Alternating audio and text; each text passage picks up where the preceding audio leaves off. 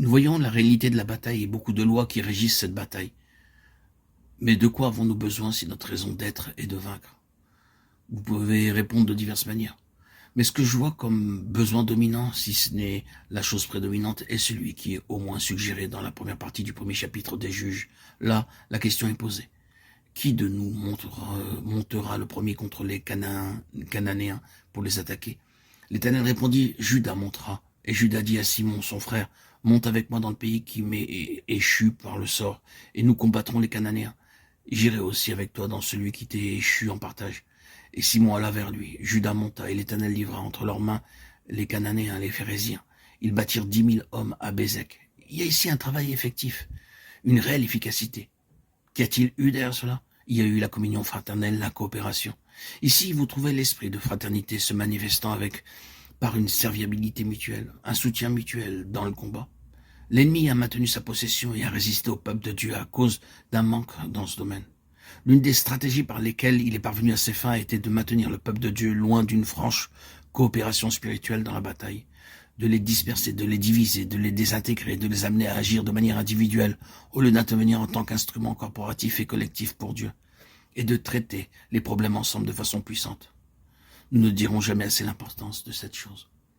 C'est le fardeau de mon cœur que le grand besoin du Seigneur est d'avoir un instrument de prière qui s'assemble dans un seul but, celui de chasser l'ennemi du terrain qu'il occupe.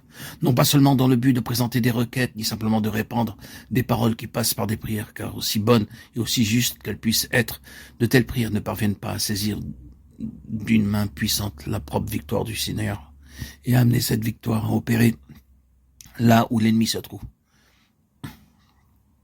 La victoire est dans les mains du Seigneur. Il a dépouillé les dominations et les autorités. Il a dit, je les chasserai. Que doit-il s'en suivre? Il faut que l'on s'assemble et dans la foi que l'on empoigne en quelque sorte cette victoire. Il doit y avoir une appropriation de cette victoire et on doit l'amener à exercer une pression sur la situation spirituelle. À moins que nous obtenions quelque chose de ce genre, nous ne verrons pas la contrepartie spirituelle de cette puissante expérience de triomphe qu'ont connue Judas et Simon. Là, le progrès est réel. Là, nous voyons l'ennemi contraint de quitter le terrain.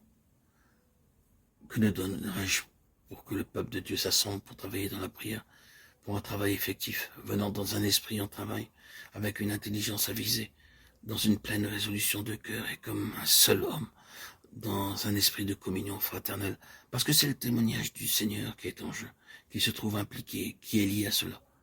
Pour cette venue ensemble et un règlement définitif des situations où foisonne l'influence satanique afin de déblayer le terrain de l'ennemi.